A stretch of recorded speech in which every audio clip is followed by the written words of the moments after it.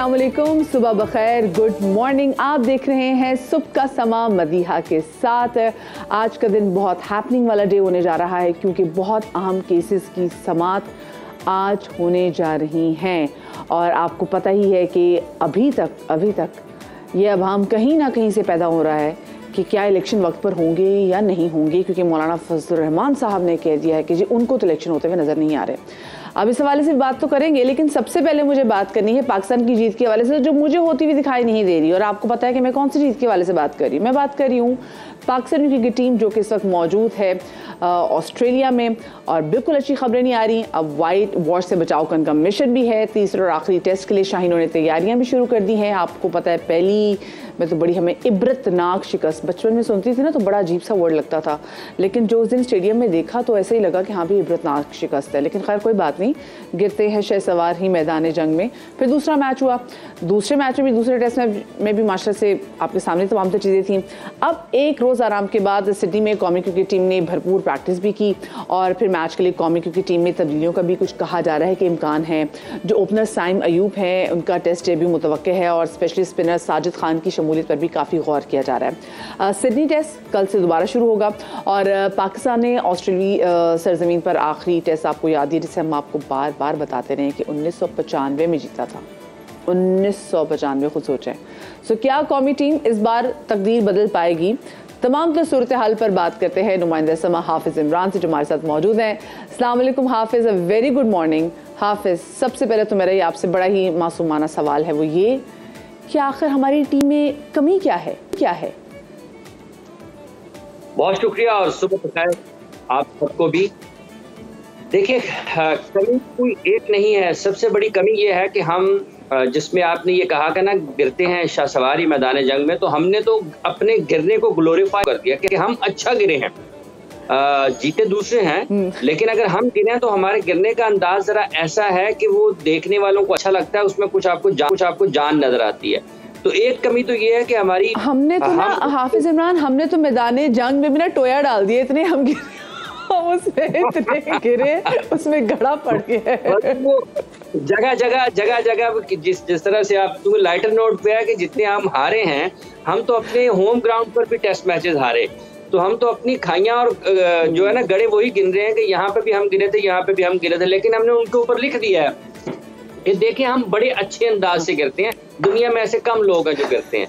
तो पाकिस्तान के लिए सबसे बड़ा मसला यह है कि हम उस क्रिकेट के लिए तैयार नहीं है बुनियादी तौर पर, जो कि टेस्ट क्रिकेट है। हमारा पाथवे वो नहीं है जिसके जरिए हम अपने क्रिकेटर्स को 5 रोजा क्रिकेट के लिए तैयार कर सकें। और इस वर्ष में भी जब हमने, मेरा ख्याल है कि टेस्ट मैचेस खेलने हैं, तो हमने भारत के मुताबिक 50% हम उनके टेस्ट मैचेस में हिस्सा ले रहे हैं। मेरा ख्याल है वो 15-16 टेस्ट मैचेस खेल रहे हैं और हम 7-8 टेस्ट मैचेस खेल रहे हैं। तो एक साल में जब आप 7-8 टेस्ट मैचेस खेलेंगे तो आप अपने आप को उस अंदाज में तैयार नहीं कर पाएंगे। और यही वो चीज़ है जो आपको बताती है आपकी सोच क्या है, आपकी हिकमत अमली क्या है। तो बुनियादी तौर पर अहलियत का फ़र्क है, काबिलियत का फ़र्क है। पाकिस्तान की टेस्ट टीम में कंसिस्टेंसी का फ़र्क है जिसका लोग बहुत ज़्यादा जिक्र भी करते हैं। और ऑस्ट्रेलिया में जाकर ये वाली जो ऑस्ट्रेलिया की टीम है ना, अगर आप इनकी बैटिंग देखें तो ये दो तीन बल्लेबाजों के गिर्द घूमती है। ये वो टीम नहीं है जिसमें आपको जस्टिन लैंगर नजर आते थे, जिसमें आपको स्लेटर नजर आते थे, जिसमें Mark Waugh, Steve Waugh, Damien Martin ठीक है नजर आते थे, एडम गिलक्रिस्ट नजर आते थे। ये वो वाली बल्लेबाजों की टीम नहीं है, या ये बॉर्डर की टेलर की टीम नहीं है जिसमें आपको एक से एक पढ़ के बल्लेबाज नजर आता था। इस टीम में ऑस्ट्रेलिया की बैटिंग बहुत कमजोर है निस्बतन, मतलब बहुत कमजोर कहना तो उनके साथ ज्यादती सी हो जाएगी, निस्बतन कमजोर है जिसकी वो पहचान, जिसके लिए वो माने जाते हैं। लेकिन उसके बावजूद भी आप देखें कि पाकिस्तान की टीम वहां पर टेस्ट मैच जीतने में नाकाम रही है। जो दूसरा टेस्ट मैच था पाकिस्तान के पास जीतने के उसको एक से ज्यादा मौके मिले। पहला दिन था जब बाबर आजम की बात करूं, उसका जब टेस्ट मैच का मेरा ख्याल है उस दिन भी आपसे बात they somehow fail to perform there. ये बड़ा मसला है ना। तो अब क्या लग रहा है, क्योंकि हम बार बार आप और मैं पहले भी बात कर चुके हैं कि हमें देखना चाहिए, हमारी सिलेक्शन टीम को भी देखना चाहिए कि हम कहीं अपने टैलेंट को एग्जॉस्ट तो नहीं कर रहे, क्योंकि अब ऐसा लग रहा है कि इतनी बाबर पे तनकीद होगी है कि शायद वो तनकीद की वजह से बेचारे परफॉर्म नहीं कर पा रहे। देखिए, पाकिस्तान की क्रिकेट टीम के लिए सबसे बड़ा मसला इस वक्त ये है, क्योंकि हार तो रहे हैं लेकिन उसके साथ ये है कि पाकिस्तान के टॉप बैटर्स जो हैं वो परफॉर्म नहीं कर पा रहे, रन नहीं कर पा रहे हैं। उनके लिए कुछ चीज़ें ठीक करने की ज़रूरत है।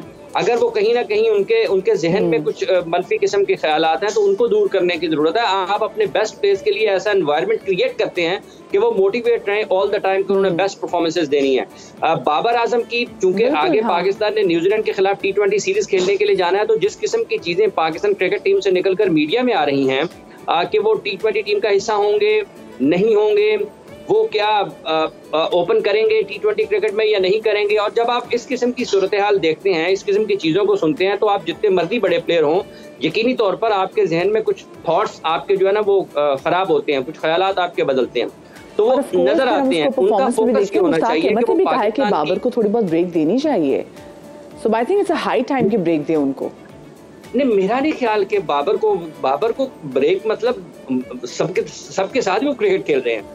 गैर जरूरी तौर पर ब्रेक की जरूरत नहीं है। गैर जरूरी तौर पर आप देखें कि जो ये उनका बेस्ट टाइम है, वो पीक के क्रिकेट के उनके ना पीक जो टाइम है ना वो चल रहा है, पीक ईयर्स चल रहे हैं, पीक ईयर्स में, और उनको कोई फिटनेस का इशू भी नहीं है। पर इमरान फायदा जब उस पीक ईयर में बेचारे परफॉर्म ही नहीं कर पा रहे। चार्ट ये टेस्ट क्रिकेट में उनका ये वाला बरस जो गुजरा है वो अच्छा नहीं रहा।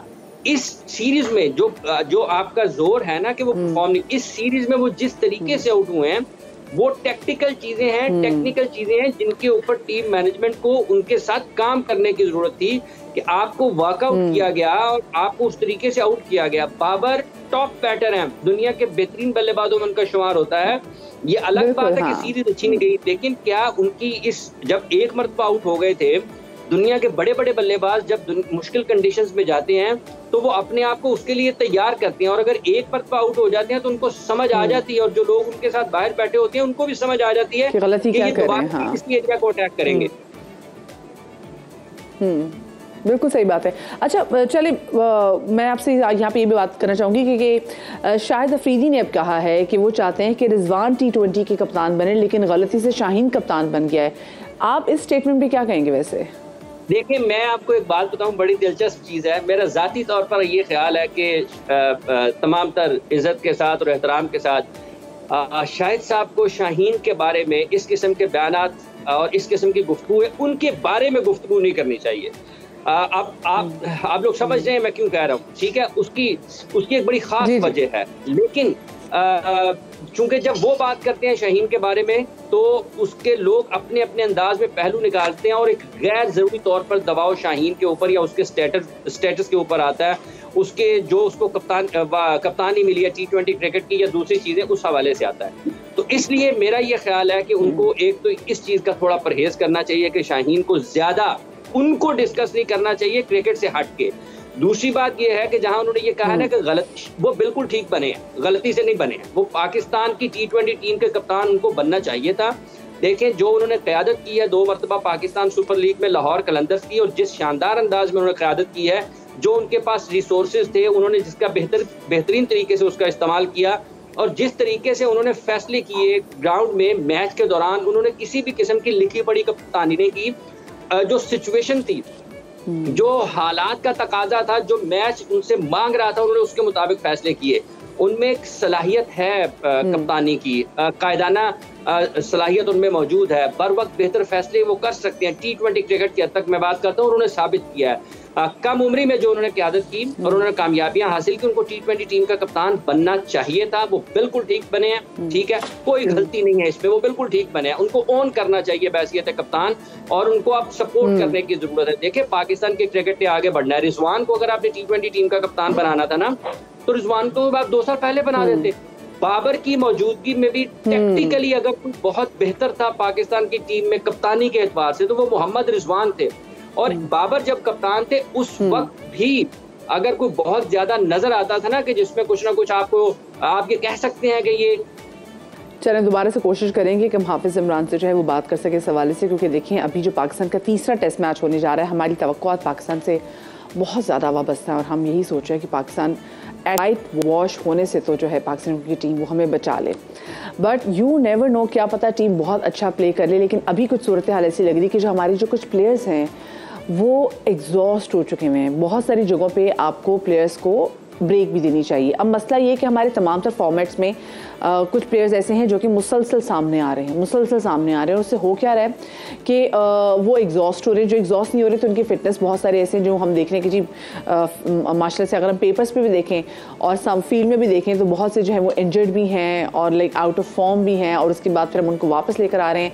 और इतनी यंग एज लोगों की अभी भी जो स्पेसिफिक जो तीसरा टेस्ट मैच होने जा रहा है तो उसमें भी तकरीबन हम देख रहे हैं कि एक साइम अयूब का तो डेब्यू मुतवक्के है, और फिर स्पेशली हम देख रहे हैं कि साजिद खान जो है जो स्पिनर है इनको ऐड किया जाएगा। अब तो खैर ये देखेंगे कि जी एग्जैक्टली इनको ऐड किया जाता है तो तमाम तर चीज़ें क्या होती हैं, लेकिन बस दुआएं अभी पाकिस्तानी की टीम के साथ ही हैं कि पाकिस्तानी टीम जो है वो इंशाल्लाह तीसरा जो टेस्ट मैच है वो जीते। अच्छा जी, मैच के बाद मैं ज़रा बात करूँगी अपनी स्टॉक मार्केट के हवाले से, क्योंकि स्टॉक मार्केट का मैच बड़ा ज़बरदस्त पड़ा हुआ है। स्टॉक मार्केट में देखनी और कुछ इस तरक्की करे ना करे, stock market is doing well और बड़े अच्छे अच्छे मैचेस स्टॉक मार्केट जीत रही है और स्टॉक मार्केट में खुशी की फिजा कायम हो चुकी है। साल का पहला दिन यानी कि कल का स्टॉक के लिए बहुत अच्छा रहा। गुज़िश्ता रोज़ स्टॉक मार्केट में तेज़ी भी देखी गई जिसके नतीजे में 64,000 की नफसियाती हद बहाल हो गई है और आज भी मार्केट का आगाज़ काफ़ी मस्बत हुआ है। इसी वाले से मज़ीद बात करेंगे। समा के नुमाइंदे रिजवान आलम हमारे साथ मौजूद हैं। अस्सलाम वालेकुम Rizwan, very good morning. Rizwan, क्या सूरत हाल है आज स्टॉक मार्केट में? वालेकुम अस्सलाम मदिया, वालेकुम अस्सलाम। और आपने बिल्कुल ठीक कहा, वाकई सरमायाकार खूब चक्के चौके लगा रहे हैं स्टॉक मार्केट में और स्टॉक मार्केट पॉइंट्स की सेंचुरियां बनाई जा रही है रोज़ बरोज़। देखिए 2-3 खबरें थी बड़ी अच्छी। FBR ने तारीख में पहली बार ऐसा हुआ कि पाकिस्तान में एक महीने में 1000 अरब रुपए का जो है वो टैक्स कलेक्शन उसने की सिर्फ एक महीने में।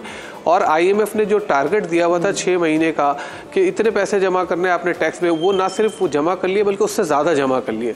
तो ये एक बड़ी ज़बरदस्त साइन था और एक अच्छी खबर थी जिसका मार्केट पे इम्पैक्ट पड़ा। इसके साथ साथ 11 जनवरी को अब बोर्ड मीटिंग अनाउंस हो गई है IMF की और उसमें पाकिस्तान का केस शामिल है। यानी पाकिस्तान तमाम शराइत पूरी कर चुका है तो पाकिस्तान को $700 मिलियन की किस्त भी जो है वो अप्रूव हो जाएगी 11 जनवरी को। इसके साथ साथ US एड ने जो है $44 करोड़ की एड देने का ऐलान कर दिया। ये भी बड़ी पॉजिटिव खबर थी। फिर एक बड़ी ज़बरदस्त खबर मार्केट में गर्दिश कर रही थी कल कि हुकूमत की जो स्कीम है गैस सेक्टर का जो गर्दिशी कर्जा है, ये जो अजाब बना हुआ है हमारे लिए मईशत के लिए, जौक की तरह चूस रहा है खून मईशत का, ये इसको हल करने की तरफ पेशरफ्त हुई है। और जो एक स्कीम बनाई गई थी डिविडेंड के ज़रिए इसको हल करने का, वो IMF ने उस पर नीम रजामंदी जाहिर कर दी है कि वो स्कीम मंजूर कर ली जाएगी।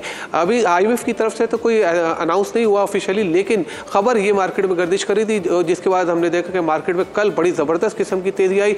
तारीख की दूसरी सबसे बड़ी तेज़ी रूनुमाई पाकिस्तान स्टॉक एक्सचेंज में 2210 पॉइंट प्लस हो गए। पाकिस्तान स्टॉक एक्सचेंज में ना सिर्फ 63 बल्कि 64,000 पॉइंट्स की भी हद बहाल हुई। और आज हमने मार्केट में फिर एक बुलिश ट्रेंड देख रहे हैं। मार्केट में सुबह ही से तेज़ी का रुझान है, रैली है बड़ी ज़बरदस्त। 450 पॉइंट की तेज़ी से मार्केट का आगाज़ हुआ था। मार्केट शुरू में ही 65,000 पॉइंट्स की हद बहाल हो गई थी और उसके बाद अभी भी मार्केट में तेज़ी है। गो कि अभी थोड़ा सा करेक्शन मार्केट ने लिया है और मार्केट में इस वक्त 300 से ज़ायद पॉइंट्स का इजाफा दिखा रही है, ऑलमोस्ट 65,000 के करीब है। लेकिन यह है कि अभी भी मार्केट में तेज़ी का रुझान बरकरार है। जी मदिया, सही, ठीक है। अच्छा मुझे बताएं कि इस वक्त जो बाकी जो सरमायाकार हैं वो कितने आपको जो है मुतमईन नज़र आ रहे हैं और वो आगे वाले आने वाले दिनों को कैसे वो प्रेडिक्ट कर रहे हैं?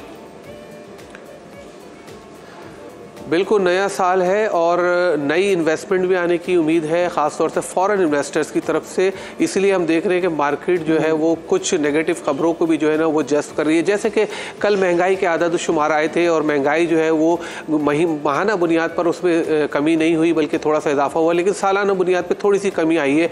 उम्मीद यही की जा रही है कि आगे चल के महंगाई जो है फरवरी और मार्च में इसके नंबर्स कम आएंगे और स्टेट बैंक भी शरह सूद जो है वो अगले क्वार्टर में कम करेगा। इस चीज़ से जो है स्टॉक मार्केट जो है ना मज़ीद बुलिश होगी। ये सरमायाकारों का व्यू बन रहा है कि आगे जाके मार्केट थोड़ी बेहतर होगी। सिर्फ एक चीज़ है जो उनको हर्ट कर रही है, एक महंगाई, और दूसरा जो है वो पॉलिटिकल अनसर्टेनिटी ना आ जाए। बस कोई इंतखाबात में कोई ऐसी चीज़ ना हो जाए जिससे वो घबरा रहे हैं। बस ये चीज़ है मार्केट को नेगेटिव खबर है, बाकी तो मार्केट के लिए अच्छी और पॉजिटिव खबर है। क्योंकि अभी यही फिजा है और ऑफ कोर्स सुप्रीम कोर्ट ने भी जितना स्ट्रांगली इस बात को इंश्योर करी कि इलेक्शन टाइम पर हो, तो आपको लग रहा है कि फरवरी से पहले चीज़ें और शायद थोड़ी बहुत बेहतर हो जाएं? मदिया ये वाली एक बेयकीनी तो ख़त्म हो गई कि इंतखाबात हो रहे हैं या नहीं हो रहे, यानी कि हो तो रहे हैं, यकीनी है और इसी मतलब फरवरी में ही हो रहे हैं सर। अब वो किस तरह होते स्मूथली, ये जो है ट्रांजिशन मुकम्मल हो जाता है, गवर्नमेंट फॉर्म हो जाती है एक जमहूरी हुकूमतों की, तमाम दुनिया उसको तस्लीम करती है, उससे फिर नई चीज़ें जन्म लेंगी, वो आगे फिर बातें आगे जो इक़दाम अभी चल रहे हैं मौजूदा हुकूमत के, इसको आगे लेकर चलेगी। तो ये सब चीज़ें हैं, ये मार्केट का कंसर्न है, लोगों का है कि ये किस तरह से जो है ये सारी चीज़ें आगे जाके डेवलप होती हैं, इस पे लोगों की नज़रें होंगी। इसीलिए हमने देखा मार्केट जब 67,000 पे चली गई थी तो वहाँ से मार्केट ने जो है वो करेक्शन ली और मार्केट जो है वापस आ गई थी 60-61,000 पॉइंट्स की पे। तो यही चीज़ें होती हैं, इसीलिए मार्केट में थोड़ा सा हम देखते हैं कि प्रेशर भी आता है, मार्केट आगे की अप्रोच लेके चल रही होती है। तो ये चीज़ बिल्कुल कंसर्न है सरमायाकारों का कि ये किस तरह होता है, उनकी नज़रें इसके ऊपर हैं। सही, ठीक है, बहुत शुक्रिया जी। सैयद रिजवान आलम हमारे नुमाइंदे हमारे साथ मौजूद थे स्टॉक मार्केट में। Stock market has been doing really well since last few weeks अगर मैं कहूँ, और अब नया साल शुरू हुआ है तो नया साल एक अच्छे मस्बत नोट से शुरू है, तो आई एम श्योर कि अल्लाह करे कि आने वाले दिनों में भी चीज़ें बहुत अच्छी रहें। खैर जी, आगे बढ़ते और आपको बताऊँ कि समुद्री हदूद और आबी हयात का तहफ़्फ़ुज़ पाक बहरिया और पाकिस्तान मैरीटाइम सिक्योरिटी एजेंसी की बाराकोटा नामी मशक़ का आगाज़ आज से होने जा रहा है, जो कि 4 जनवरी तक जारी रहेगा। पाकिस्तान मैरीटाइम सिक्योरिटी एजेंसी का समुद्र में क्या किरदार है और बाराकोटा मशक़ की ज़रूरत क्यों महसूस की गई है, मशक़ के इराज़ मक़ासिद क्या है, और commanding officer PMS Kolachi captain Tayyab Anwar ने इन तमाम तर सवालात के जवाब दिए हैं। आइए देखते हैं। एक्सरसाइज बाराकोटा जो है वो रेगुलरली की जाती है। इस दफ़ा इस सिलसिले की 12वीं एक्सरसाइज हो रही है। इस एक्सरसाइज के अगराज़ व मक़ासद में सबसे पहले तो अगर कोई भी मैरीटाइम डिज़ास्टर हो जाए, समुंदर पे कोई हादसा हो जाए, ऑयल स्पिल हो जाए या केमिकल स्पिल हो जाए, तो उसको कौमी तौर पे हम कैसे कंट्रोल करेंगे, उसको प्रैक्टिस की जाती है। इसका आगाज़ जो है 2003 में MT तस्मान स्पिरिट नामी एक जहाज़ के कराची पोर्ट के करीब ग्राउंड होने से हुआ। उस जहाज़ में 67,000 टन के करीब क्रूड ऑयल था। जब वो जहाज़ ज़मीन में धंस गया तो उसमें से 27,000 टन जो तेल था वो कराची के साहिल समुंदर पे फैल गया, जिसकी वजह से बहुत ज़्यादा माहौलियाती आलूदगी भी हुई और पाकिस्तान की आबी हयात भी जो थी वो भी बहुत ज़्यादा मुतासर हुई। उसके बाद जो है इसके ऊपर जब देखा गया, गौर व फिक्र किया गया कि इसको कंट्रोल करने का क्या तरीक़ाकार है, तो पता लगा कि बहुत सारे अदारे हैं जिनकी ये ज़िम्मेदारी में आता है। और फिर 2007 में national maritime disaster contingency plan बनाया गया। ये एक्सरसाइज जो है national maritime disaster contingency plan को बार बार उसकी रिहर्सल करने और उसमें बेहतर से बेहतरीन की तरफ जाने के लिए की जाती है। ये एक्सरसाइज 3 दिन पे मुश्तमिल होगी। 2 जनवरी को इसकी इफ्तिताही तकरीब होगी और उसके अलावा इसमें एक मैरीटाइम सेमिनार होगा जिसमें मकामी और बैनुल-अक़वामी तौर पे मकालाजात पढ़े जाएंगे और देखा जाएगा कि इस काम में मज़ीद क्या जिद्दत आ रही है। 3 जनवरी को इसका लैंड फेज़ है जो कि मनोड़ा के साहिल पे किया जाएगा। उसमें इस चीज़ को देखा जाएगा कि अगर साहिल समुंदर पे ऑयल स्पिल हो जाता है, क्रूड ऑयल या केमिकल आ जाता है, तो उसको हम कैसे उसको कंटेन करेंगे और उसको हम वहाँ से रिमूव करेंगे ताकि हम माहौलियाती आलूदगी को कम से कम कर सकें।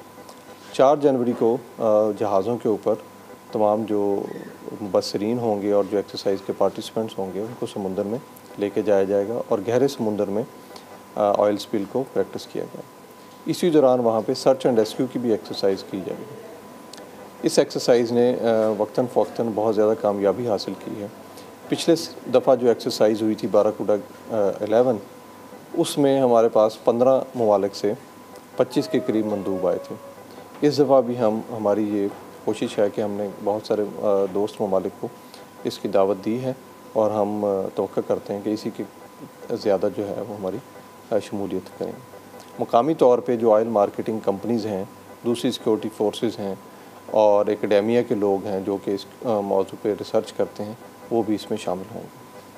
तो हम समझते हैं कि बार बार ये एक्सरसाइज होने से इसमें मज़ीद बेहतरी आएगी। इसमें जो जिद्दत आ रही है बैनुल-अक़वामी तौर पे, वो भी हमारे जो बैनुल-अक़वामी मंदूब हैं उनसे हमें पता लगती रहेगी। और उन मुल्कों में भी अगर कोई ऐसा हादसा हो जाता है तो हम उनके तजर्बे से फ़ायदा उठा सकते हैं और वो हमारे तजर्बे से फ़ायदा उठा सकते हैं और एक दूसरे की मदद भी कर सकते हैं। एक छोटी सी ब्रेक के बाद मिलते हैं।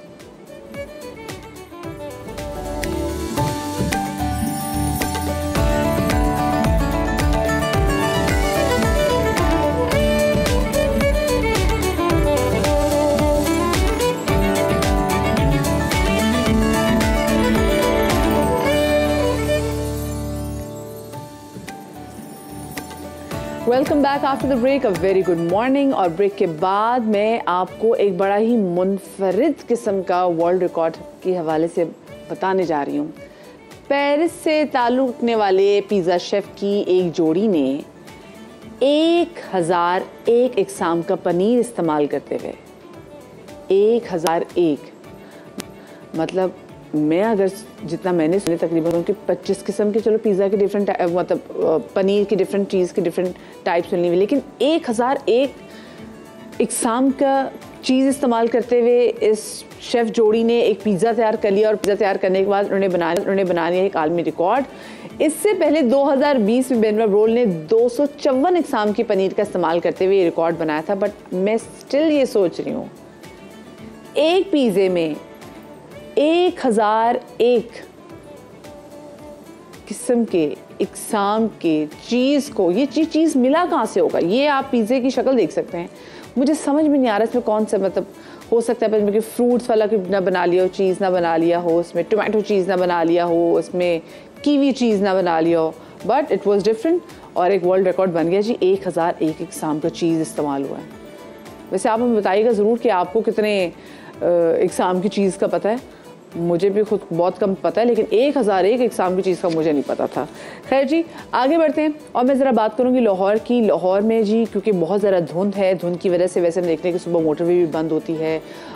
हद निकाह ना होने की वजह से लोगों का सामने भी है, स्पेसिफिकली वो एरियाज़, कैंट एरियाज़ जहाँ पे सब्ज़ा बहुत ज़्यादा है और नहर के पास भी बहुत सारे इलाकों में ऐसा है क्योंकि वहाँ फॉग बहुत ज़्यादा होती है, तो लोगों को परेशानी है विजिबिलिटी के हवाले से। खुश्क सर्दी है, स्मॉग ने बुरा हाल किया हुआ है और अब वहाँ पे नमूनिया भी तेज़ी से फैल रहा है। नमूनिया शदीद सांस के इन्फेक्शन की एक शक्ल है जो कि फेफड़ों को मुतासर करती है।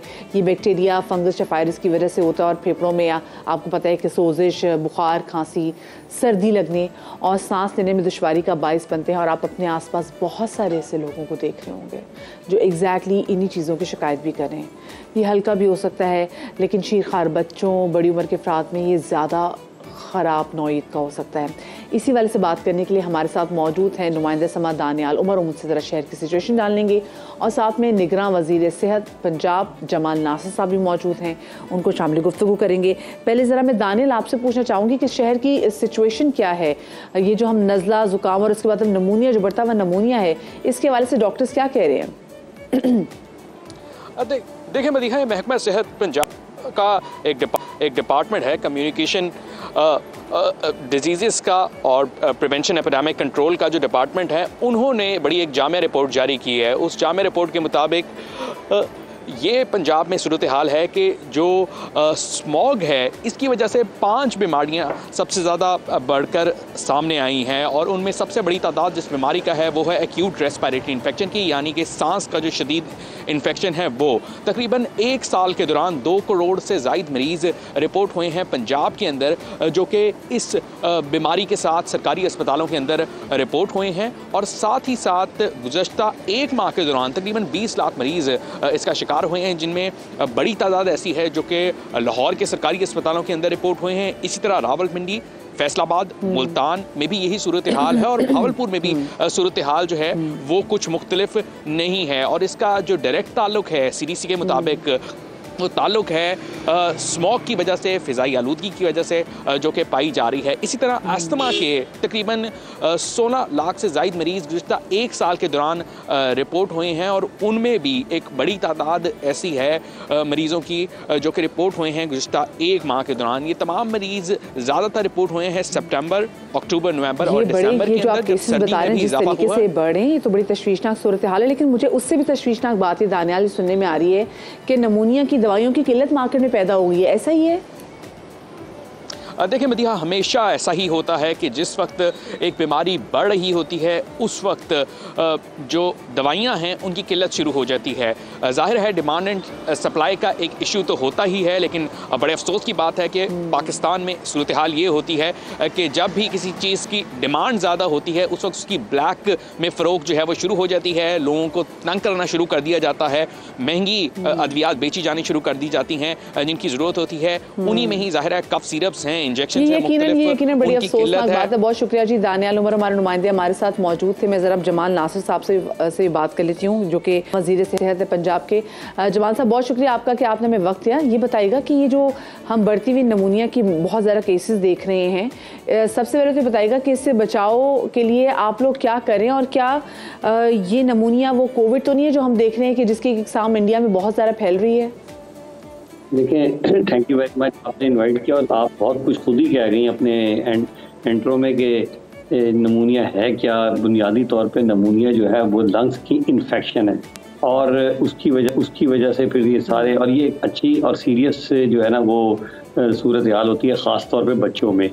और ये जो मेन वजह यही हो रही है जो आपने अभी बयान की थी कि एक तो स्मोक का बहुत बड़ा फैक्टर है, नंबर 2 ड्राई वेदर है, नंबर 3 आजकल जब आपकी बारिशें नहीं होती तो खाली लाहौर नहीं पूरा पंजाब जो है उसमें ज़ाहिर है मिट्टी, धूल और ये सारी चीज़ें होती हैं, वो भी एक एलर्जी का फैक्टर बनती हैं। और ये जो अब कोरोना है ना, इसको तो भूल जाना इस लिहाज से चाहिए कि कोरोना अब एक नज़ला ज़ुकाम खांसी का वायरस बन चुका है। जब भी कोई वायरस आता है शुरू में तो वो अपनी बहुत नुकसान पहुंचाता है, खौफ पैदा करता है, और हर वायरस ये करता है, ये कोई अनहोनी बात नहीं है। जैसे कभी आपने सार्स का सुना होगा, कभी middle east respiratory syndrome virus का सुना होगा। इसी तरह तो इसका मतलब है कि हम ये असेस कर सकते हैं कि ये अभी हो सकता है कि ये वैसा वायरल जो है कोरोना का, ये वो फैलावा का एक बार फिर से उसका आउटबर्स्ट है। क्योंकि हम यहाँ पे सिर्फ लाहौर में नहीं, जमाल साहब, हम कराची में ऐसे बहुत सारे केसेस देख रहे हैं जो लोगों को गला ख़राब है, बुखार है, सर्दी लगने की लोग शिकायत कर रहे हैं। देखिए, मैंने आपको अभी यही बात अर्ज कर रहा था कि ये नज़ला ज़ुकाम का वायरस है, और ये कोई नमूनिया होना कोई ये मतलब पहली मरतबा नहीं हो रहा, बल्कि ये हर साल होता है। इस दफ़ा क्योंकि शिद्दत इसलिए होगी कि दुआ करें कि बारिशें हो जाएं। अगर बारिशें नहीं होंगी तो डेफिनेटली ख़ास तौर पे ये जो बच्चे होते हैं वो हमेशा होता है, कोई ये इस साल नहीं हो रहा। जब भी सर्दी का खौफनाक मौसम शुरू होता है तो सर्दियों में जो बच्चे हैं जिनमें इम्यूनिटी कम होती है, या जो बूढ़े लोग होते हैं उनकी भी इम्यूनिटी कम होती है, या वो तमाम लोग जिनकी इम्यूनिटी किसी क्रॉनिक बीमारी की वजह से, जैसे किसी को कॉम्प्लिकेटेड डायबिटीज़ है, कॉम्प्लिकेटेड हाइपरटेंशन है, या कोई कैंसर के पेशेंट है, तो डेफिनेटली होता ही आम नज़ला ज़ुकाम का वायरस ही है। लेकिन कभी कभी कई सालों बाद शिद्दत के साथ आता है, कोई ये ज़रूरी नहीं है कि ये कोरोना ही है। अच्छा, is it contagious Jamal Nasir साहब, इज इट कंटेजियस? और क्या किसी के बर्तन इस्तेमाल करने से भी जो है वो ये वायरस फैल सकता है? क्या किसी की चीज़ें इस्तेमाल करने से भी ये वायरस फैल सकता है? देखिए, आपने देखा होगा जब ये वायरस की घर में दाखिल होता है ना, तो एक बंदा नहीं, उसके बाद पूरी लाइन लगती है, और जब तक ये तकरीबन सारों को ये वायरस लग नहीं जाता, ये उस घर से निकलता नहीं है। क्योंकि ये जो है ये बर्तन शर्तन से नहीं, बल्कि आपकी नज़दीक बैठने से, खांसने से, छींकने से, हाथ मिलाने से, मतलब it is in close contact. तो इसीलिए आप ये देखें कि घर में जब जाता है तो हर एक को लगता है, और ये इतना तेज़ी से लगता है कि बंदा सोच भी नहीं सकता। कितनी भी आप एहतियात करें, कितनी भी एहतियाती तदाबीर करें, लेकिन वो इतनी तेज़ी से लगता है कि सब पूरे ख़ानदान को इन्वॉल्व करता है। ठीक है जी, ये कोई ऐसी बात नहीं। आप देखें, आप उम्रे पे जाएंगी ना, तो अब तो ये भी मज़ाक़न कहा जाता है कि उम्रे के जो फ़राइज़ में है ना, कि या वो जो उसकी वो होती हैं बुनियादी अरकान, उनमें तो अब सुना है कि 99% से ज़्यादा लोगों को नज़ला ज़ुकाम वायरस लेके आते हैं। इतना खौफनाक वायरस होता है जो वो तो इस तरह से भी जमाल नासिर, तो इसकी वजह देखिए, उसका ये भी एग्जैक्टली बात ये भी है ना कि लोग फिर कहते हैं कि अपने जान नमाज खुद साथ लेके जाएँ, क्योंकि फिर वरना लोग इतने अपने साथ वायरसेस जो है वो कैरी कर रहे होते हैं। लेकिन मैं ज़रा कमिंग बैक टू नमूनिया, क्योंकि मैं अपने रिपोर्टर से बात भी करी थी, वो मैं बता रहे थे कि नमूनिया के बढ़ते हुए केसेस की वजह से वेरी अनफॉर्चुनेटली जो अद्वियात नमूनिया की उनकी किल्लत पड़ गई हुई है, उनका काल पड़ गया हुआ है। तो सर, इसको कंट्रोल करें कि जी लोगों के पास ये बर वक्त चीज़ें मौजूद हो मार्केट में, जब वो जाएं, खुदा ना खासा उनको कोई प्रॉब्लम ऐसी हो और वो जाएं तो उनको वो दवाई मिल जाए। How would you ensure it? देखिए, डेफिनेटली थोड़ा बहुत शायद हुआ हो, लेकिन हम इसको जाके इन्वेस्टिगेट भी करेंगे। लेकिन जनरली जो हमारे हॉस्पिटल्स हैं, चाहे वो कहीं भी हैं, उनमें हमने कभी कमी होने नहीं, क्योंकि हमें पता होता है कि हम प्लानिंग ये एकदम नहीं करते कि आज हमने करनी है और दवाइयाँ आज मंगानी है। हम प्लानिंग जो है वो पहले से ही कर लेते हैं, दवाइयाँ पहले ही मंगवा लेते हैं, सारे मामलात हम उसी हिसाब से कर लेते हैं। तो अल्हम्दुलिल्लाह हमारे तो किसी हॉस्पिटल में एज सच कोई बज़ाहिर कमी नज़र नहीं आती। लेकिन इसमें कोई शक नहीं कि जब भी कोई बीमारी बहुत ज़्यादा तेज़ी से फैलती है तो फ़र्क तो पड़ जाता है, क्योंकि उसकी यूजेज बहुत ज़्यादा हो जाती है। ऊपर से देखें ना, हमारे ये जो लोग हैं ना, इनको भी थोड़ा सा कोई अल्लाह का खौफ होना चाहिए कि यार अगर एक चीज़ की ज़रूरत पड़ रही है तो ये मार्केट में उसको ब्लैक करते हैं, लेकिन हम इस पर ज़रूर देखेंगे आपके इस बात के बाद, और इंशाअल्लाह ताला अगर ऐसी कोई चीज़ है तो उसको हम पूरा करने की कोशिश करेंगे। ऐसी बिल्कुल चीज़ है, और अब आप मेरे ख्याल से आपको इस पर क्रैकडाउन भी करना चाहिए। मुझे बताएं कि इसके लिए कोई ऐसी वैक्सीन है कि जैसे हम कहते हैं ना कि फ्लू शॉट्स लगवा लेते थे फ्लू से बचने के लिए, तो क्या ये एकदम से आया है निमोनिया का और ये लोग बहुत ज़्यादा शिकायत कर रहे हैं, इससे बचने के लिए कोई वैक्सीन मौजूद है? देखिए, वैक्सीन तो यही है कि सबसे पहले तो फ्लू वैक्सीन जो है वो हर साल आती है नई, और अमूमन अक्टूबर के महीने में आती है। और ये अगर लगवा लें ख़ास तौर पे बच्चों को, और ख़ास तौर पे वो लोग जो ससेप्टेबल हैं, मतलब बूढ़े लोग हैं या जिनको क्रॉनिक इलनेस है, तो मैं ये नहीं कहूँगा कि इसको लगवाने से आपका नज़ला ज़ुकाम खांसी और ये सारा कुछ कम हो जाएगा, लेकिन जो इसकी सेवेरिटी है ना, जो सीरियसनेस है, वो डेफिनेटली कम हो जाएगी। एक नमूनिया की अपनी वैक्सीन भी आती है, लेकिन हम उसको बहुत ही किसी जगह, क्योंकि महंगी भी बहुत है, तो ये भी अमूमन उसको रिकमेंड करते हैं कि जो बेचारा बहुत ज़्यादा बीमार है या बहुत ज़्यादा बूढ़ा आदमी है तो वहाँ रिकमेंड करते हैं। लेकिन बेहतर यही है कि जब ये हो तो मास्क का इस्तेमाल अगर लोग करना शुरू कर दें तो बेहतर बाहर निकलते हुए मास्क पहन लें और अपनी खुराक को बेहतर कर दें। बूढ़े लोगों को कोशिश करें कि घरों के अंदर रखें। जमाल साहब, वैसे जो आपके पास आदाद शुमार आए हैं उसमें क्या आया है कि सबसे ज़्यादा मुतासर कौन हो रहे हैं? बच्चे मुतासर हो रहे हैं, बूढ़े मुतासर हो रहे हैं, जवान मुतासर हो रहे हैं इससे? बच्चे तो छुई मुई होते हैं ना जी, छोटे से जितनी छोटी उम्र होगी उनकी इम्यूनिटी इतनी ही कमज़ोर होगी। इस तरह जो बूढ़े लोग होते हैं उनकी इम्यूनिटी भी, इसका डायरेक्ट ताल्लुक इम्यूनिटी से होता है। आप देखें अगर एक सेहतमंद आदमी होगा उसको अगर ये वायरस लगेगा तो अमूमन 1, 2, 3, 4 दिन में खुद ब खुद ही ठीक हो जाता है।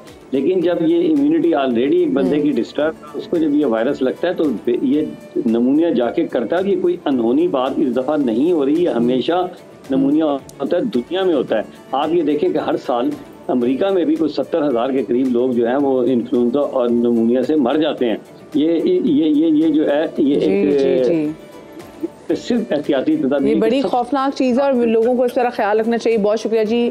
जमाल साहब हमारे साथ मौजूद थे और हमारे नुमाइंदे भी हमारे से बता रहे थे कि एग्जैक्टली मार्केट में सिचुएशन क्या है। दानियाल उमर हमारे साथ थे दवाइयों के हवाले से और साथ में अस्पतालों में क्या सिचुएशन है। सो आप लोग अपना ख्याल रखें। और जैसे हम हमेशा कहते हैं कि जी दिसंबर में ना जाने क्यों घर के जो अक्सर बड़े बुजुर्ग हैं, हमने बहुत सारे देखा कि दिसंबर में बहुत ज़्यादा अमवात होती हैं। और आपको याद होगा हमने भी शो किया था तो डॉक्टर साहब ये बता रहे थे कि वो इस वजह से क्योंकि फ्लू जो है वो जो बड़े बुज़ुर्ग हैं उनके लिए काफ़ी ज़्यादा प्रॉब्लमैटिक बन जाता है, उनके सांस लेने में दुश्वारी भी होती है। इस वजह से हम बहुत सारी डेथ्स देखते हैं। तो कोशिश करें मास्क पहने और खुदा न खास्ता आपके आसपास किसी बंदे को अगर ये वायरस है तो उससे भी ज़रा इज्तनाब करें ताकि ये अपने वायरस घर ना लेकर आएँ। बट मास्क ज़रूर पहन के घर से बाहर निकलें। मैं ज़रा आपका मूड चेंज करती हूँ जनाब और बात करूँगी मैं रोशनियों के शहर कराची के हवाले से, जो कि मशहूर है अपनी सकाफती सरगर्मियों की वजह से। कराची में आए दिन हम देखते हैं कि कोई ना कोई ऐसा इवेंट होता रहता है जो की तवज्जो का मरकज़ बन जाता है। ऐसा ही एक इवेंट कराची में हुआ जिसे रनवे फैशन शो सीज़न 14 का नाम दिया गया था। इस फैशन शो की ख़ास बात थी क्या, इस रिपोर्ट में आपको दिखाते हैं।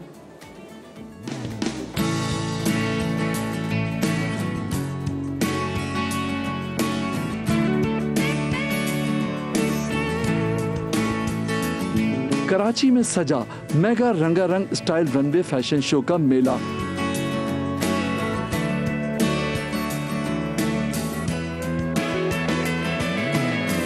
Style runway fashion show season 14 fashion show के नाम से मुनक्किद किए जाने वाले इस फैशन शो में टॉप मॉडल्स सुनीता मार्शल, नादिया हुसैन, बनीता डेविड, सिद्रा साजिद, सांच राजपूत के अलावा कई और मॉडल्स ने भी शिरकत की और रैंप पर जदीद तराश के हामिल बलबुसात की नुमाइश की।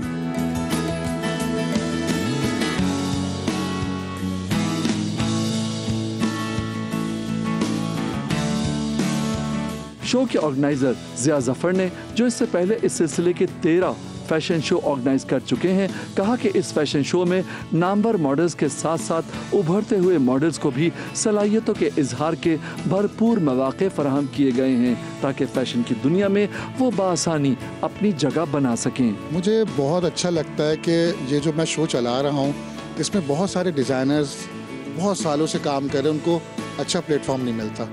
लेकिन वाहिद SRF पाकिस्तान जो है उसमें सारे बड़े और न्यू ब्रांड्स जो हैं, डिज़ाइनर्स हैं, उनको मैं ज़रूर चांस देता हूँ। जो नए लोग जो काम करना चाहते हैं उनके लिए बहुत ज़बरदस्त प्लेटफॉर्म है ये, आप लोग कर सकते हैं। जिसके पास भी अच्छा काम यानी अच्छा उनका वो है तो वो ये शो अटेंड कर सकते हैं। फैशन शो के दौरान तमाम मॉडल्स को हसीन से हसीन तर बनाने की जिम्मेदारी स्पॉटलाइट सैलून की डायरेक्टर अस्मा नाज ने अंजाम दी। आपको पता है लड़कियों को ज़्यादातर रिच और हैवी मेकअप इन चीज़ों का शौक है, स्मोकी आईज हो, कपड़े अच्छे हों, तो बहुत अच्छे डिज़ाइनर्स हैं आई मस्ट से। और मेकअप जो है स्पॉटलाइट का, और ऑफ कोर्स ज़िया ज़फ़र। आपने बोला होगा, मैंने तो पूछा भी नहीं, प्रीता ने सारा कुछ एक ही लाइन में बोल दिया। I enjoy the back stage and the runway. Of course back stage पे एक अलग अपना केओस होता है, उसकी अलग एक मज़ा है, और रैम्प पे चलने का वाकई एक अलग मज़ा है। So I have enjoyed it all my life and I will keep on enjoying.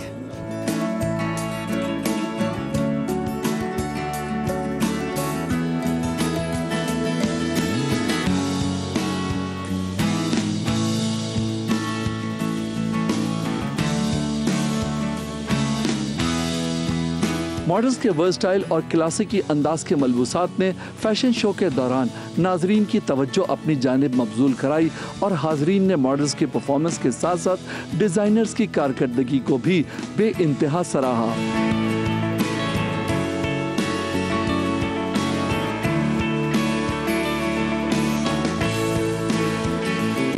इस मौके पर डिजाइनर्स के तैयार किए हुए मलबूसात देखकर अंदाजा हुआ कि पाकिस्तानी डिजाइनर्स इंतहाई बासलाहियत हैं और उनके डिजाइन करदा मलबूसात दुनिया के किसी भी प्लेटफॉर्म पर फखरिया अंदाज में पेश किए जा सकते हैं।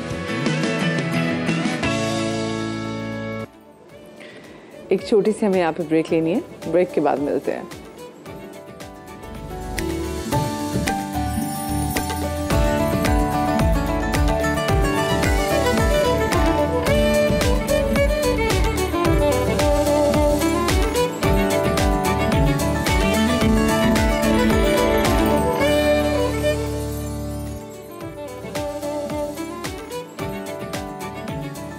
Welcome back after the break. A very good morning. आप देख रहे हैं सुबह का समा और मैं हूं आपके साथ मदीहा नकवी। आजकल हर कोई सिर्फ एक ही बात करता हुआ सुनाई दे रहा है, वो बात ही है वो सवाल जिनका वक्त तेजी से करीब आ रहा है और मुल्क भर में 24,951 उम्मीदवारों ने कागजात नामजदगी जमा कराए।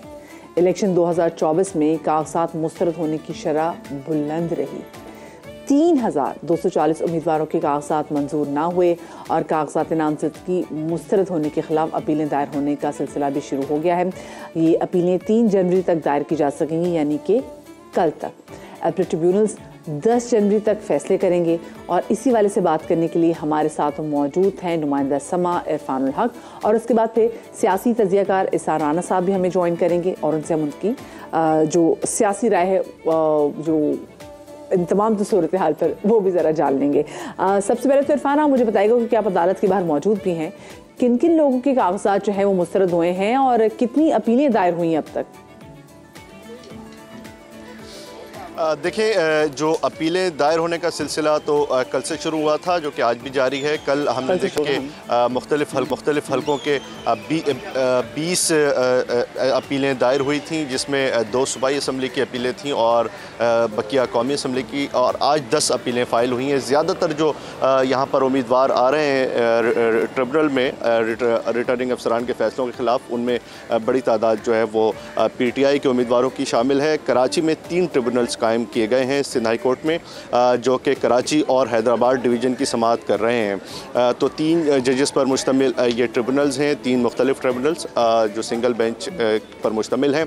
तो आज जिन लोगों ने अपने अपील दायर की है कागजात नामजदगी मुस्तरद होने के ख़िलाफ़, उसमें आलमगीर खान शामिल हैं, साबिक़ MNA हैं।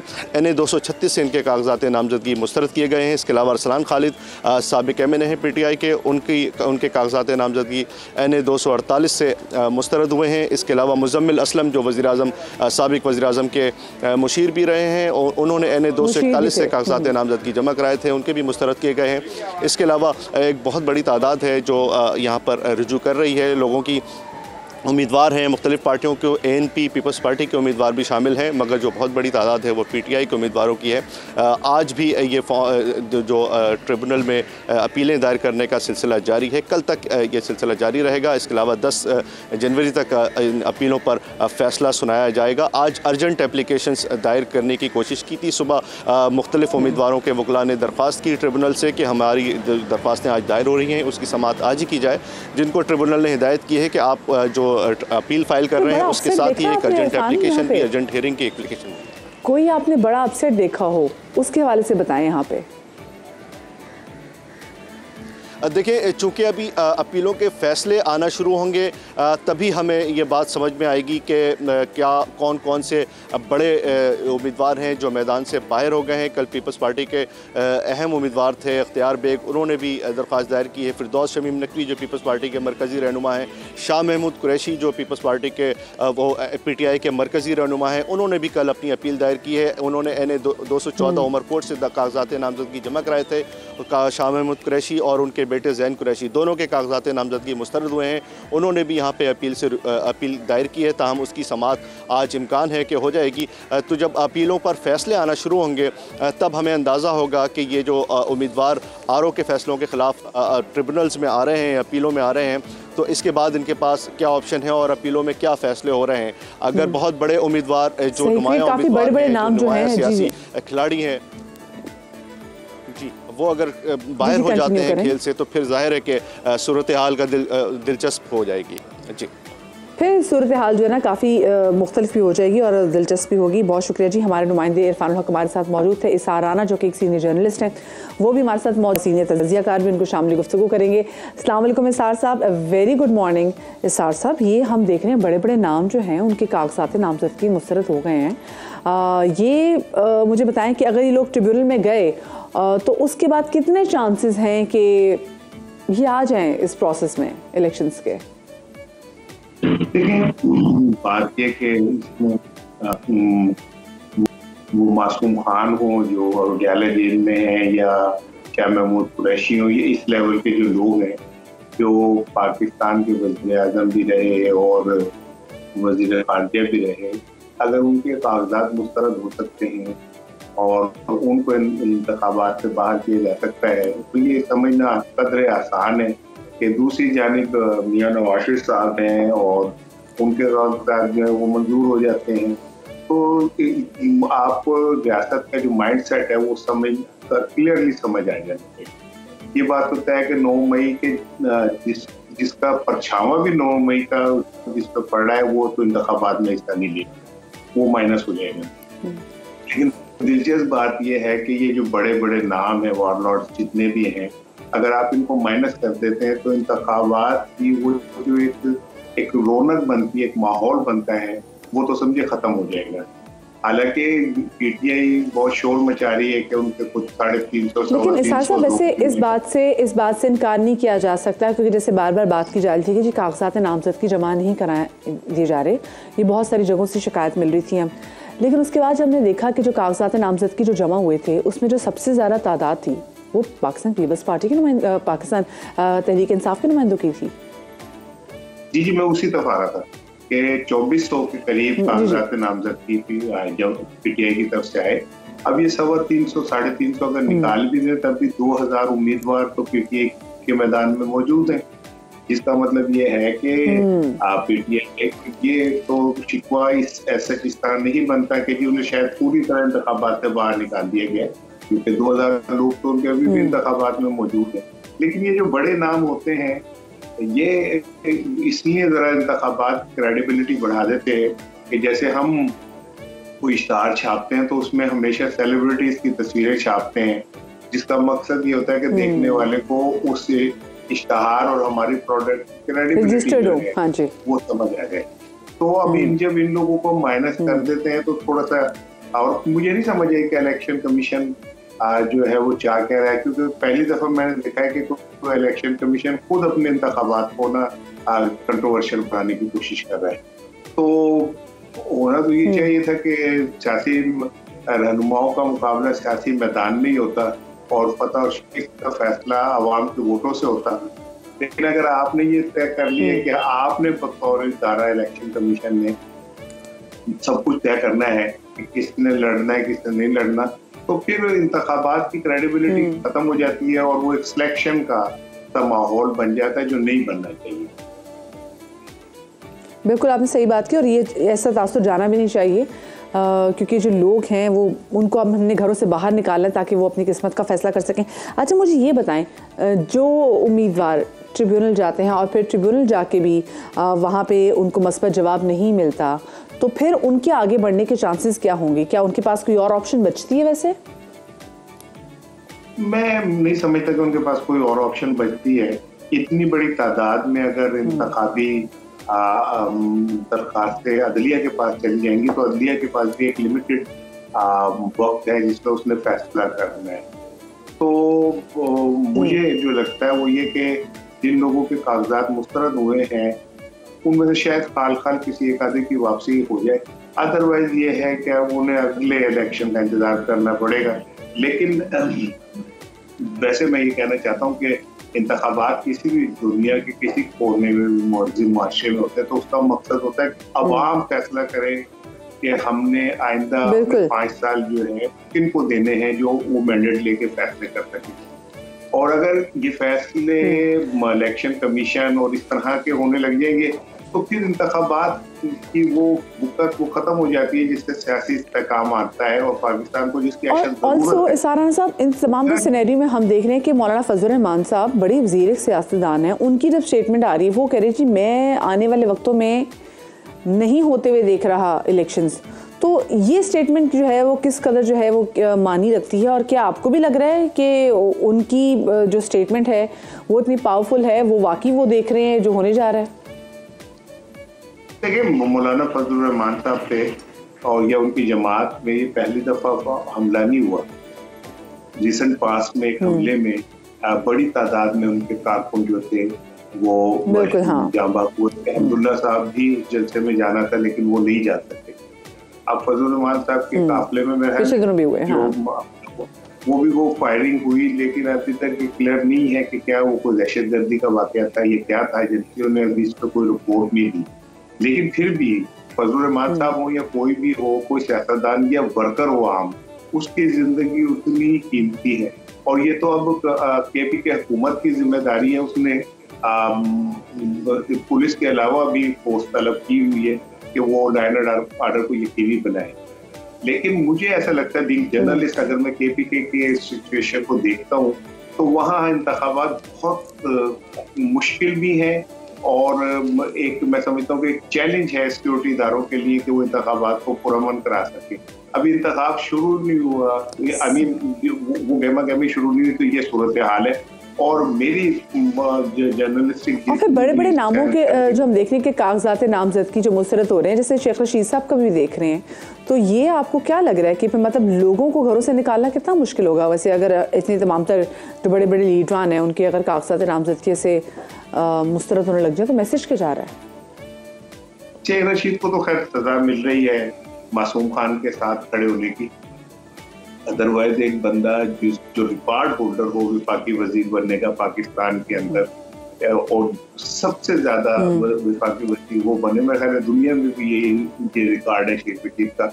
उनके भी कागजात मुस्तरद किसी पुरानी उससे कागज के ऊपर किसी लीड के नाम पर हो जाए तो आपको समझना चाहिए कि शेख रशीद वगैरह के मुतालिक ये मशहूर है कि ये वो लोग हैं जो खुद को कहते हैं कि हम इस्टेब्लिशमेंट के लोग। तो अगर उनको भी माफ़ी नहीं मिल रही तो इससे आप एक बात वाज़ेह तौर पर समझ लें कि मासूम खान से जुड़े हुए जितने भी लोग हैं उनके लिए सियासी रास्ते बंद हो गए। और अभी फिलहाल आगे वाले दिनों का मैं नहीं कहता, लेकिन फिलहाल जो मुझे नजर आता है वो यही है। ठीक है, बहुत शुक्रिया जी। साराना साहब हमारे साथ मौजूद थे और हम बात कर रहे थे कि उन लोगों के नामों के हवाले से कागजात नामजदगी हैं जो मुस्तरद हुए हैं और फिर आगे उनके लिए क्या क्या चांसेस बचते हैं, हमने इस हवाले से बात की। अब ज़रा आगे बढ़ते हैं, आपको बताते हैं कि ये सर्दियाँ हैं, बर्फ़बारी का सीज़न है और इसकी वजह से हमने देखा है कि सयाहों की बहुत बड़ी तादाद जो है उन्होंने शुमाली इलाका जात का रुख करना शुरू कर दिया है। और मरी में तो हम देख रहे हैं कि इस वक्त सयाहों का बहुत रश लगा हुआ है। मरी में ही 3 सयाहती सहूलत सेंटर्स कायम कर दिए गए हैं सयाहों के लिए, और सहूलत सेंटर्स पर मौजूद एहलकार सयाहों की मदद और रहनुमाई करेंगे। इन सेंटर्स से सयाहों को क्या सहूलत मिलेगी, जानते हैं इनिशियल डिप्टी कमिश्नर मरी कैप्टन रिटायर्ड कासिम एजाज साहब से। उनको शामिल गुफ्तगू करेंगे। कासिम एजाज साहब, बहुत शुक्रिया आपका कि आपने हमें वक्त दिया। ये बताएंगे सबसे पहले तो ये जो सहूलत के सेंटर्स का आप आगाज़ करने जा रहे हैं, ये कहाँ आप कायम करेंगे और साथ में कितने एहलकार जो हैं वो ड्यूटी सर अंजाम देंगे इसमें? जी थैंक यू सो मच। जैसा कि आपको पता है कि विंटर सीजन के अंदर स्नोफॉल एक्सपेक्टेड होती है और we face a lot of tourist. उस हवाले से हमने ऑलमोस्ट 13 फैसिलिटेशन सेंटर्स कायम कर दिए गए हैं, जिसके अंदर 17 मील से शुरू होता है लो टोपा, झीका गली, कश्मीर पॉइंट, GPO चौक, कुलडन्ना, संदियाँ, इसी तरह सैर बगला, और इस तरह हमारे मजीद जो है ना वो कुछ फैसिलिटेशन सेंटर्स जो हैं वो मौजूद हैं। इन फैसिलिटेशन सेंटर्स के ऊपर ऑलमोस्ट 18 डिपार्टमेंट्स के जो लोग हैं वो जो है 24 आवर्स ड्यूटी करते हैं शिफ्ट्स के अंदर, जिसके अंदर हमारा टूरिज्म पुलिस भी शामिल है, हमारी ट्रैफिक पुलिस भी शामिल है और हमारी नॉर्मल पुलिस भी शामिल है। इनका जो मेन मकसद है वो ये है कि इनके जितने भी हमारे टूरिस्ट आएँ उनको फैसिलिटेट करें, और वहाँ पर हमारे जितने भी एडमिनिस्ट्रेशन की तरफ से और जो ट्रैवल एडवाइजरीज हैं और जो कॉन्टीजेंसी एडवाइजरीज हैं, एमरजेंसी नंबर्स हैं, वो हमने वहाँ पर अवेज़ा कर दिए हैं और वहाँ पर हमने पैम्फलेट्स भी रखवा दिए हैं, सो दैट जब टूरिस्ट आएँ तो उनको पता हो कि उन्होंने कौन से रास्ते इस्तेमाल करने हैं और उसके अलावा कौन से इमरजेंसी सर्विसेज को यूटिलाइज करने। ये बड़ी अच्छी बात है कासिम साहब, क्योंकि हमने देखा है कि पिछले साल जिस तरीके से बर्फ़ बहुत ज़्यादा पड़ी और फिर काफ़ी बड़ी तादाद में सयाहों ने भी जब मरी का रुख किया, तो पहले तो ये भी देखना ना कि वहाँ पे कैपेसिटी कितने लोगों की है, कैपेसिटी कितनी गाड़ियों की है और मरी में एंटर कितनी गाड़ियाँ हो रही हैं, इसको भी इंश्योर करना काफ़ी ज़्यादा ज़रूरी होता है कि जब जगह ही नहीं है तो अकोमोडेट कैसे करेंगे। और उसके बाद हमने देखा कि एक नहायत अफसोसनाक जो है सानिया भी पेश आया जब लोगों की गाड़ियों में हीटर लगे रह गए और उसके बाद एक साइलेंट डेथ जो हमने लोगों की वहाँ पर देखी। तो उस चीज़ को, वो दोबारा चीज़ ना हो, इसको इंश्योर करने के लिए आप क्या करेंगे? बिकॉज ऑफ कोर्स आपने तो खोल दिए जो मदद के सेंटर्स, लेकिन लोग अब कॉल नहीं करते ना, लोगों का भी तो यहाँ पर उनको कंट्रोल कैसे करना होगा आपको? जी ये लास्ट ईयर इंसिडेंट हुआ था और लास्ट ईयर जो था इट वाज वेरी स्मूथ, और हमने ऑलमोस्ट 10 के करीब स्पेल्स जो है स्नोफॉल की गुजारे और अल्हम्दुलिल्लाह बड़े खैर आफियत के साथ। मैंने भी कहा कि पिछले से पिछले साल, हाँ जी पिछले से पिछले साल, और ये जो आप बात कर रही हैं इस हवाले से हमारा एक बड़ा जामे कॉम्प्रिहेंसिव जो है वो एक ट्रैफिक प्लान भी जो है वो हमने तश्कील दे दी है, जिसके अंदर डाइवर्जन्स मौजूद हैं। इस तरह हमारे पास जो एट द मोमेंट जो पार्किंग स्पेस है दैट इज़ अराउंड 4500 व्हीकल्स, लेकिन नॉर्मली एवरेज जो हम यहाँ पर रिसीव करते हैं स्पेशली स्नोफॉल के सीज़न में दैट इज़ अराउंड 20,000। तो उसके लिए हम कुछ रोड्स को जो है वो वन वे कर दिया हुआ है और कुछ पार्किंग स्पेसेस हमारी होटल अंदर मौजूद हैं, कुछ हमने प्राइवेट पार्किंग स्पेसेस आइडेंटिफाई कर ली हुई हैं जहाँ पर हमने लास्ट टाइम भी गाड़ियों को पार्क किया था।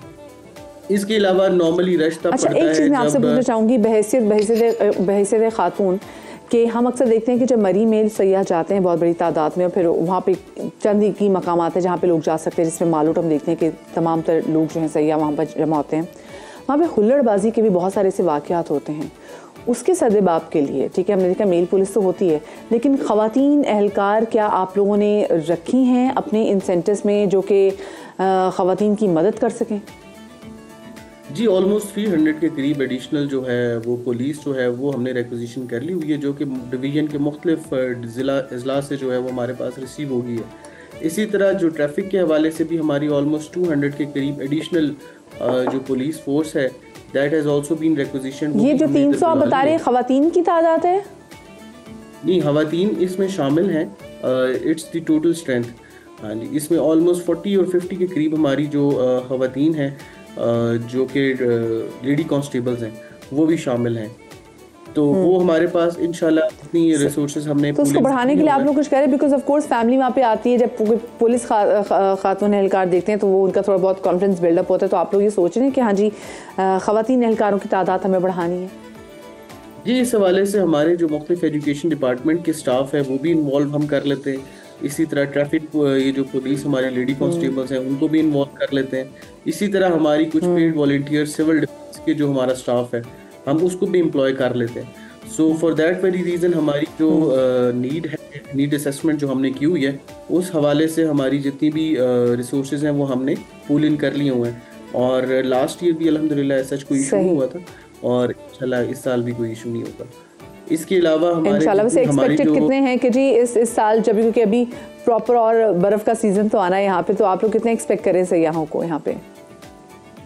देखिए, it's a very subjective question और उसमें ये है कि that depends upon the weather at the down, जो कि हमारे इस्लामाबाद नीचे वेदर कैसा है, और इसी तरह फिर ऑब्वियसली जो हमारे स्कूल के लीव्स हैं, और अगर वो उसके साथ कमेंसरेट कर दें, जिस तरह लास्ट टाइम हुआ था कि न्यू ईयर के ऊपर इट वाज अ वीकेंड और साथ ही स्नोफॉल भी हो गई थी। सो ये 2-3 फैक्टर्स होते हैं जो कि हमारे पास बड़ा मैटर करते हैं कि अगर तो वीकेंड के ऊपर स्नोफॉल एक्सपेक्टेड है तो हम एक्सपेक्ट करते हैं कि ऑलमोस्ट 20-25,000 जो है वो व्हीकल्स जो हैं they will enter in the मरी। लेकिन अगर वीक डेज के अंदर होगा तो ऑब्वियसली डेफिनेटली वो स्ट्रेंथ कम हो जाती है टूरिस्ट की। तो इसमें हमारे ऑलमोस्ट जो मेजर हमारा जो मेन फोकस है that is to keep the roads clear so that traffic हमेशा तब जैम होती है जब ट्रैफिक जाम ना हो और क्योंकि फिर खुदा ना खासा कोई ऐसा मसला ना हो। बहुत शुक्रिया जी, हमारे साथ कैप्टन रिटायर्ड कासिम एजाज साहब मौजूद थे और बात कर रहे थे मरी के हवाले से, क्योंकि मरी में हम देखते हैं जैसे बर्फ़ पड़ना शुरू होती है तो सयाहों की बहुत बड़ी तरीका रुख कर लेती है वहाँ पे, लेकिन मुश्किलात बहुत ज़्यादा तब पड़ती हैं जब कैपेसिटी से ज़्यादा लोग वहाँ पर चले जाते हैं। तो उनको फैसिलिटेट करने के लिए हम देख रहे हैं कि जी जो सहूलत सेंटर्स हैं वहाँ पर कायम कर दिए गए हैं।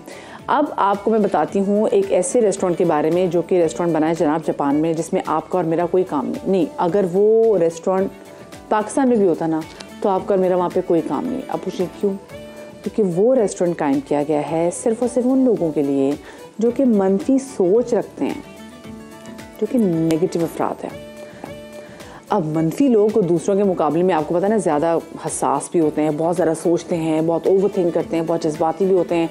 और जो इस रेस्टोरेंट की बानी है, जिसने रेस्टोरेंट बनाया है, वो ख़ुद भी मनफी सोच रखने वाला इंसान है। इसलिए उन्होंने मखसूस जगह बनाई है कि आओ मेरे कैफ़े में आओ, सोचो, मनफी चीज़ें सोचो। मोरी वो चीज़ बंदे का नाम है जी, और एक काफ़ी मशहूर आपको पता है ये रेस्टोरेंट हो रहा है।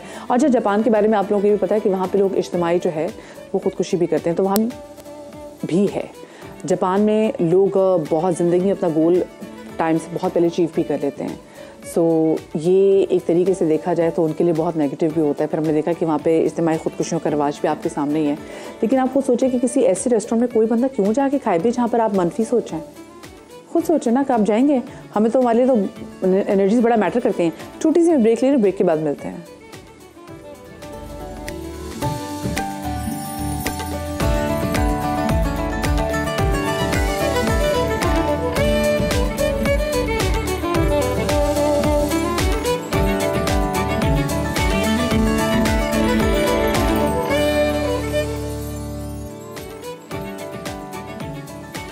Welcome back after the break. और अब हमारे साथ एक ऐसे मेहमान मौजूद हैं जिनकी मुस्तकबिल पर गहरी नज़र है और वो मुख्तलिफ सियासी और समाजी शख्सियात के हवाले से पेश गोइयाँ करते हैं और यही उनकी वजह शोहरत भी है।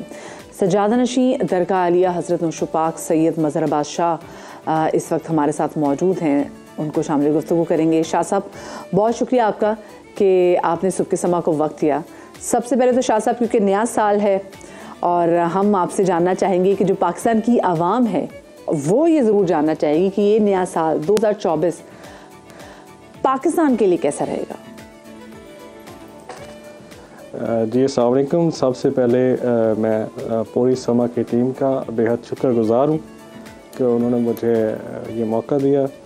साल 2024 हमारी रूहानी हवाला जात से और इस्तिखारा की मदद से जो मेरे पास इल्म है, मैं ये समझता हूँ कि पिछले तमाम सालों से ये साल मुआशी तौर पर और समाजी तौर पर और जो हमारे यहाँ की आवाम है उसके लिए बेहतरीन साल साबित होगा।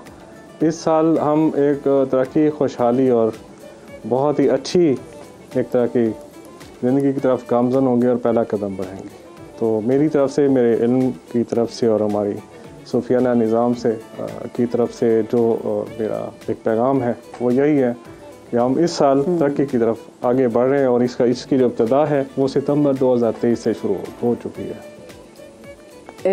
इंशाल्लाह इंशाल्लाह जी, ये तो बड़ी अच्छी आपने बात सुनाई है और मैं चाहती थी किसी अच्छे पॉजिटिव नोट से ही जो है ये अपने इस सेगमेंट का आगाज़ करें। अच्छा, अब मैं ज़रा आ जाती कुछ पॉलिटिकल शख्सियात पर, लेकिन उससे पहले इलेक्शन का मैं आपसे पूछूंगी, आप इलेक्शन क्या वक्त पे होते हुए देख रहे हैं?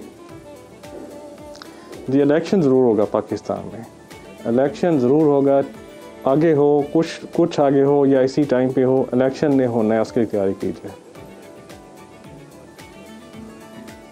सही।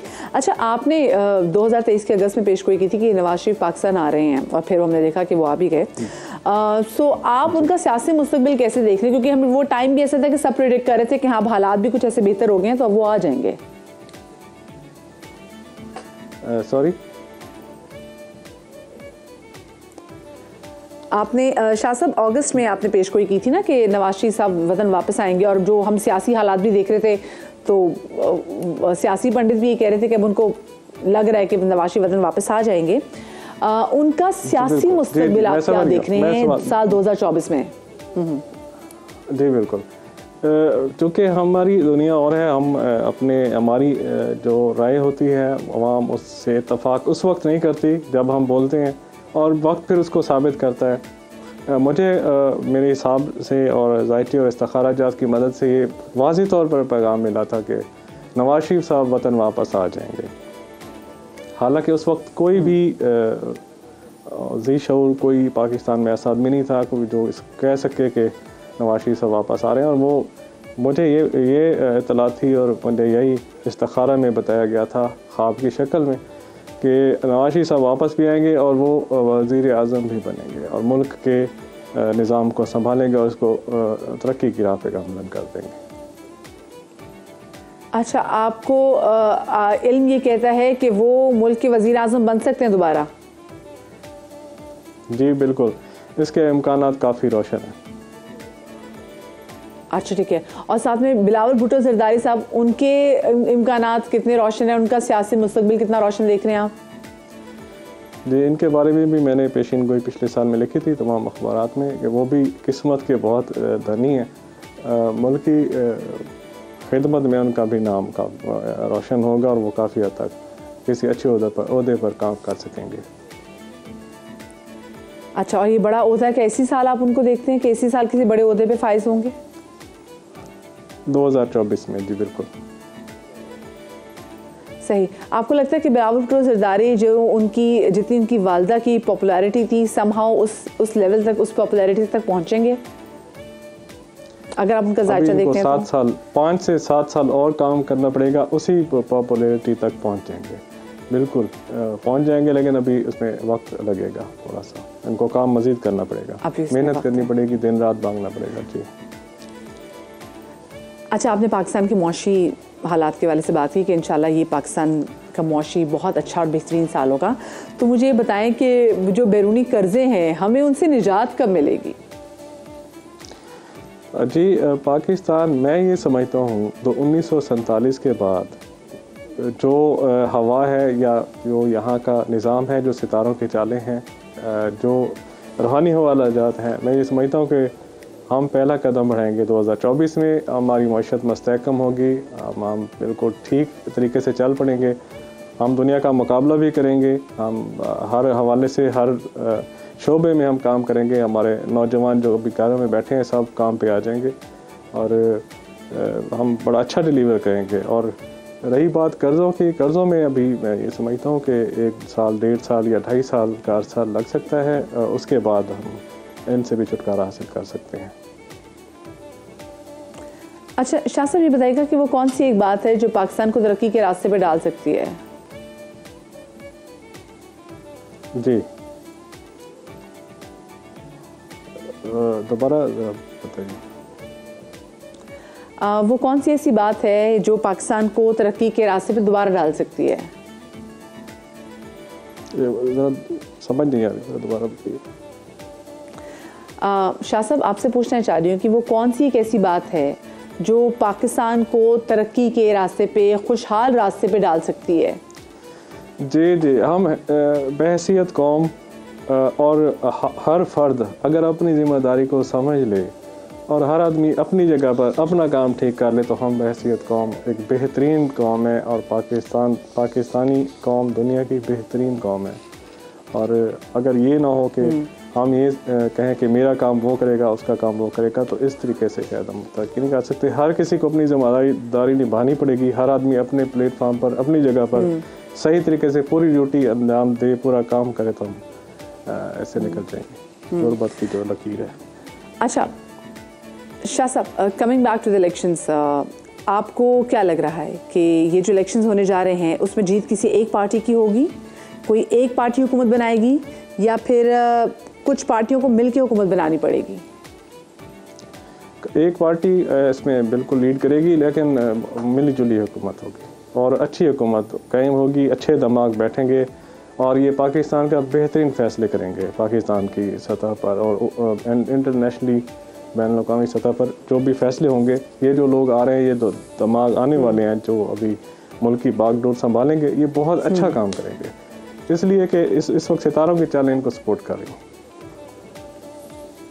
चलें, ठीक है, बहुत शुक्रिया जी। सैयद मज़हर अब्बास शाह हमारे साथ मौजूद थे और ज़रा प्रेडिक्शन पाकिस्तान के हवाले से, और उन्होंने बड़ी अच्छी खबरें दी हैं पाकिस्तान के लिए। 2024 में मईशत के हवाले से भी अच्छा होगा, लोग जो बहुत ज़्यादा परेशान हैं उनके लिए भी बड़ा बेहतरीन साल होगा और काफ़ी अच्छी चीज़ें हैं। तो कहते हैं ना, आपको अपनी जो सोच है वो ऑप्टिमिस्ट रखनी चाहिए, अब सोच आपको पॉजिटिव रखनी चाहिए, तो इंशाल्लाह अल्लाह पाक हमें सही समझ की तरफ ले ही जाएंगे। अब खेल के मैदान से वैसे तो मतलब क्रिकेट के हवाले से नहीं, लेकिन दूसरे खेल के भी मैदान में और बहुत सारे स्पोर्ट्स हैं जहाँ से अच्छी खबर आ रही है। स्क्वॉश जूनियर्स चैंपियनशिप में पाकिस्तानी खिलाड़ी छा गए हैं। एक ही घर से 3 बहनों ने मेडल जीत लिए हैं। मानूर अली ने अंडर 11 कैटेगरी में गोल्ड मेडल जीता, महविश अली ने अंडर 15 कैटेगरी में कैनेडियन हरीफ को हराकर पाकिस्तान के लिए गोल्ड मेडल जीता, जबकि सैरिश अली ने अंडर 13 कैटेगरी में ब्रॉन्ज मेडल अपने नाम किया। और इसी चैंपियनशिप में पाकिस्तान के सखी अली ने भी अंडर 17 कैटेगरी में गोल्ड मेडल जीता।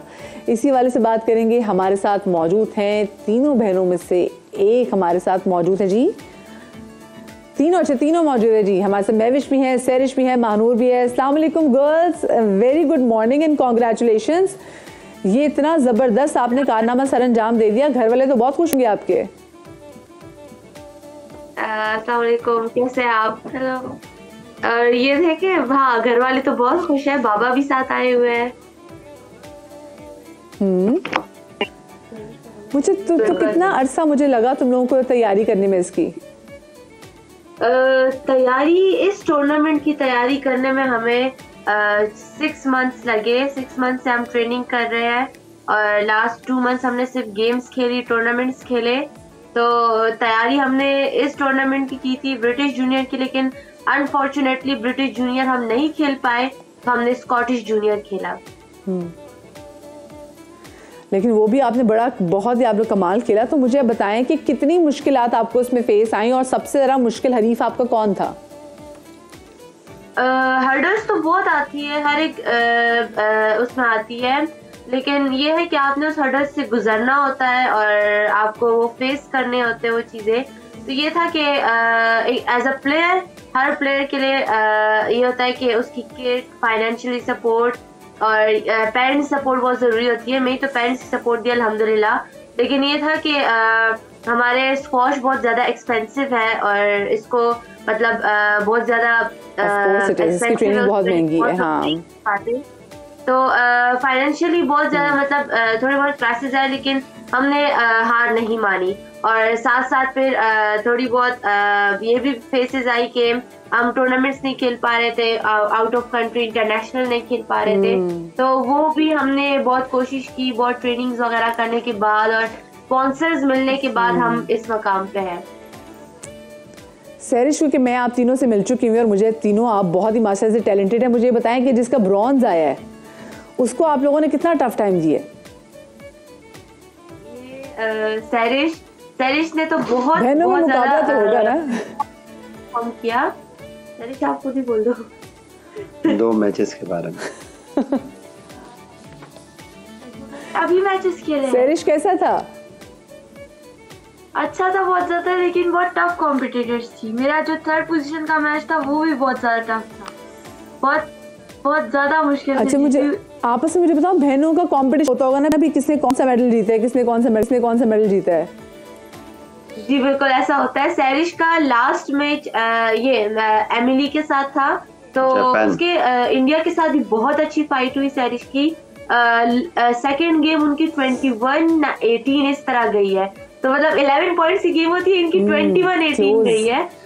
बहुत अच्छी फाइट की, 3-2 किया लास्ट वाला मैच, ब्रॉन्ज के लिए इसने 3-2 जीता और 1 घंटा इसका मैच चला, लेकिन लास्ट में ये रोने लग गई, जीतने के बाद रोने लग गई। तो मैं कहती हूँ कि खुशी के आंसू थे इसके। कहती है मैं बहुत डर गई थी, हमने पीछे से बहुत सपोर्ट किया, बहुत ज्यादा हमने क्लैपिंग वगैरह की, बहुत ज्यादा हमने मोटिवेट किया इसको, और आखिरकार ये ब्रॉन्ज जीत गई। और जी हमारे लिए बड़े फख्र की बात है। Thank you so much सैरिश, Manur, Mahwish हमारे साथ मौजूद थे। तीनों बहनें हैं, पाकिस्तान का नाम भी रोशन करी स्क्वॉश में। उनके पेरेंट्स का, स्पेसिफिकली इनके वालिद अभी भी इनके साथ वहाँ पे खड़े थे और उनको गाइड कर रहे थे। इनका बहुत बड़ा हाथ है।